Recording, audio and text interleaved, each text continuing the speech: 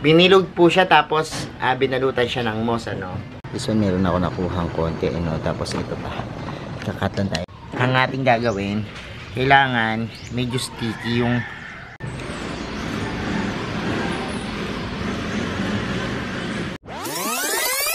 Hello everyone! This is Sir Misunabi ni Dino Park and Eco Garden and welcome back sa ating YouTube channel. And for today's video, ano nga ba gagawin natin?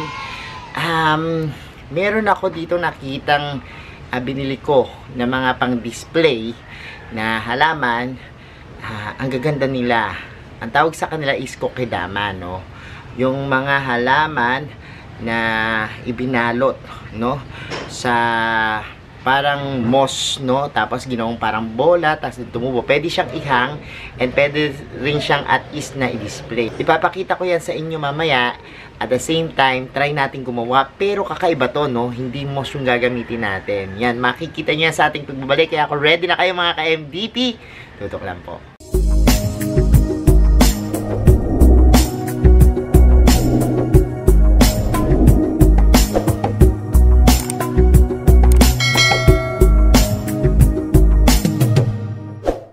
And we're back mga ka-MVP. Ito tinutukoy ko sa inyo.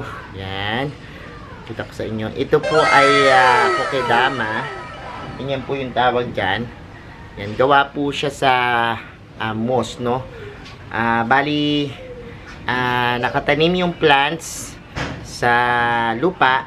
Binilog po siya tapos binalutan siya ng moss, ano? And itong mga nandito is imported po ito, no? Galing sa ibang bansa. Ito ay, yan. Nakikita nyo, bilog. Tapos moss yung nakakorte, no? And iniisip ko kung gawa din po tayo ng ganitong halaman, ano? Gawa rin po tayo ng ganitong design. Kaya lang, sa ngayon, wala akong moss dito. Ano kaya pwedeng ipangsalit natin dyan, no? Itatry po natin na gumawa DIY gamit yung mga available ko lang dito na gamit, ano. Iniisip ko kasi baka pwede na gamitin natin coco fiber kasi meron ako dito niyan. O baka kayo kasi meron kayo pinagbalatan ng niyog, gamitin nyo yan, ano. Papakita ko sa inyo kung anong klase yan. Tapos gawa tayo, tara samahan nyo ako. At para meron kayong idea kung halimbawang napakarami nyo ng photos sa bahay, subukan nyo, no? Yung lalo na yung golden photos, kapag wala na kayong idea kung paano i-display sila, maaari nyo po itong subukan. Tara, samahan nyo ako. So ayan, mangunguha muna tayo ng mga photos. And this one meron ako nakuhang konti, no? Tapos ito pa, kakatan tayo. Pero ang piliin nyo kasi yung mas maliit, no? Kasi mas cute-cute lang sila. Tulad nitong isa na to, ayan, putulin natin sa internode. Yan, look. Diba? Ito yan. And tingin nyo rin yung may mga magandang variations para maganda. So ito, yan, ito na yung magiging gagawin natin kokedama, yung DIY natin, ano. So ito na yung ating gagamiting materyales. Since wala akong yung moss, no, naisip ko lang baka itong coco fiber pwede natin gamitin para sa kokedama. Wala na akong panali na transparent. Ito, may puti ditong tali. Pinagligyan namin ng pizza. Pwedeng magamit yan, no? Tapos, ayan, syempre, ito yung halaman natin na kinuha kanina. Ayan. Kailangan i-arrange mo lang ng pagganyan, no? Parang, yan, rosette type, no? Para maganda-ganda. So, ayan na. Tatali ko na lang yun mamaya. At ito, yung lupa, ano? Actually, ito, meron yung ilalim niya, no? Tingnan mo, may pamis, may compost, at merong mga bulok-bulok na mga ipano. Pero sa tingin ko, para mag-work itong ating kokedamang gagawin, kailangan medyo merong clay na kasama, no? Para pag binilog natin siya, maging ganyan, ano, mag-compress. So ito, dadagdagan pa natin ng tubig, ano. Pakita ko muna siguro sa inyo yung ating paggawa. Patong ko muna yung camera natin para makapag yan, halo tayo nito. So ayan, simulan na natin yung ating paggawa. And dahil nga gusto natin itong maging parang sticky, dagdagan pa natin ng konting tubig. Pero alalay lang kayo sa paggawa, ano, kasi baka mamaya masobrahan naman kayo. Yung parang magiging ano lang siya, sticky lang, no? Dagdag pa tayo dito. And ayan o, para siyang nagiging clay, no? And yun yung halo natin ng pinakasoy.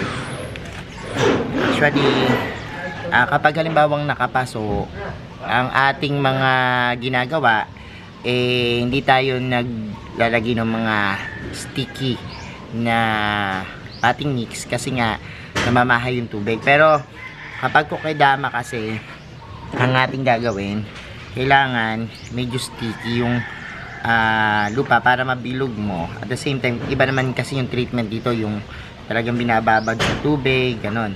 Tapos, yung mga choice of plants, etong mga photos, nakita naman natin kanina, yung ginamit doon, photos, and pwedeng-pwede yan. So, ayan na, ito na yung photos natin, and kumuha na ako ng, yan, lupa. Tapos, yan, bibilugin na muna natin to, ayan. Pag nabilog na, yan, bilugin muna natin. Medyo maliit lang yung gawin natin, kasi lalagyan pa naman to ng, balot, no? So, yan. And, yan. Okay na yung ganito kalaki na ating gagawin, So, yan. Hatiin mo lang sa gitna. Yan, katulad nito. Hatiin natin sa gitna para mailagay natin yung plants natin, no? So, lagyan na natin yung plants. Yan. And, yan, presto, meron na tayong nagawa, no, na parang bilog-bilog na ganyan. So, compress lang natin yan. And kailangan naka-compress, no? Yan. So, ayan, nakagawa na tayo ng bola ng lupa. And ngayon naman, ito pwede nyong patuyuin, pero pwede rin naman na hindi na. So, para mabilis tayo, gagawin ko yung hindi tuyo, yung basa pa. So, ito na yung ating nagawa. Babalot muna naman tayo ngayon. So, ito na, magbabalot naman tayo, no, nung ating yan, coco fiber. So, ito, naisip ko lang, baka pwede rin to kasi usually, yung mga pinamamalit namin sa moss minsan, mga coco fiber, no. So, lagyan natin dyan yung ating coco fiber. And, lagyan natin siya ng mga paligid niya, no? Lagyan natin.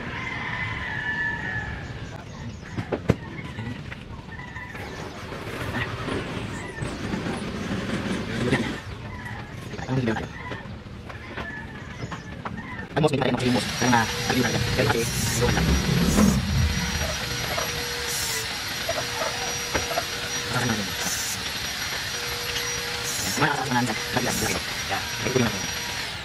Tapos itatali na natin siya.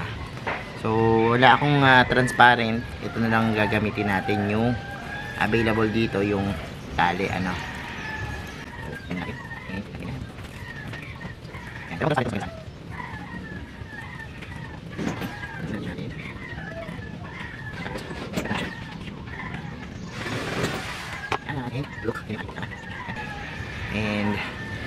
gawin natin is itrim lang natin yung mga sobra-sobra para bumilog siya, no? So, pat ko lang muna to.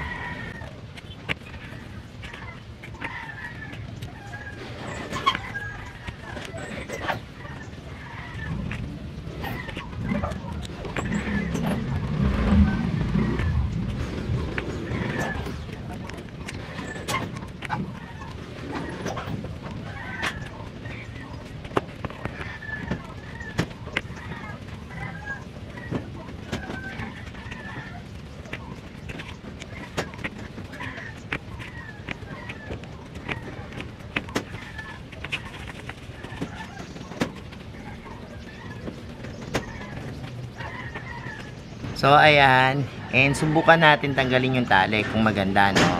Sana hindi siya masira. Pero, hopefully, na pattern na naman natin yung pinaka mga coco fiber. And baka sumunod na siya, no? Yan, subok lang tayo kasi experimental naman to. Tingnan natin kung ano mangyayari, no? Kung halimbawang magkakaroon talaga siya ng korte, no? Yung ating pinaka ginawang look. Ayan siya, actually pwede, kahit walang tali. Ang ganda, di ba? And ipipinish ko na lang itong pinaka yan, mga lumalabas na mga fiber para nang sa gayon maganda siyang tingnan. So kakat lang natin siya na ikakat yung mga sobra-sobra. And ayan, meron na tayong kokedama nagawa sa fiber. Pero kung halimbawa meron po kayo na transparent na tali, mas maganda meron para suporta. Pero ito okay na rin, no? Kahit wala, no? Maganda naman siyang tingnan. Parang yan, simpleng ano lang, arrangement, no? So ito lalagyan na natin sa ating yan, lalagyan ng kasama ng mga kokedama natin. So ito na yung nagawa nating kokedama, and lalagyan natin siya ng tubig. Yan, dito sa platito. And ganyan yung pag-display sa kanya. Kita nyo, pwedeng lagyan nyo na sa isang platito, tapos pwede nyo nang i-display ng ganyan. Tapos spray lang kayo ng spray ng ganyan, no? Yan, kuha kayo sprayer, tapos spray nyo lang siya ng spray. So ayan, meron na kayong magandang display, no? Gawa sa mga golden photos, diba? Ang ganda. So ayan mga ka-MVP, ayan na yung aking kokedama, no? At kita nyo naman, meron tayong nagawang kokedama. Pwede na natin isama to dun sa mga pinakita ko sa inyong kokedama kanina, no? Kayo, gawa rin po kayo nito kung halimbawa gusto nyo yung panglagay lang sa tabletop, o gusto nyo naman ihang nyo to, pwede rin, ano. Make sure lang na nakatali siya, no? Kasi yung kaninang ginawa natin, tinanggal natin kasi ganito lang naman yung pang-display natin. And okay na sa akin yung ganyan. Naya ako na rin siya. Pero ito, mabibilog nyo pa kung meron kayo yung transparent na tali, ano.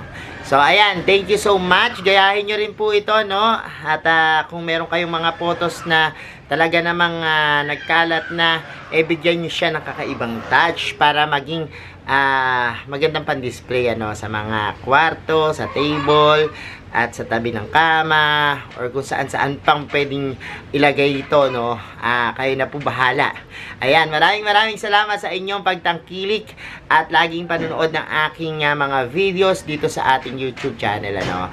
At sa mga hindi pa po nagsasubscribe sa ating YouTube channel, kung bet nyo po yung ganitong usapan plants and gardening, mag-subscribe na po kayo, no? Huwag nyo pong kalimutang i-hit yung notification bell para lagi updated sa ating latest uploads, pati po sa iba't iba nating social media account, sa ating TikTok, Instagram, Facebook pages. Search lang po Hermy Sunao or Mini Dino Park and Eco Garden, makikita nyo na yan. Salamat ang maraming mga ka-FDP, and this is Hermy Sunao, nagsasabi sa inyo ng happy planting. Bye!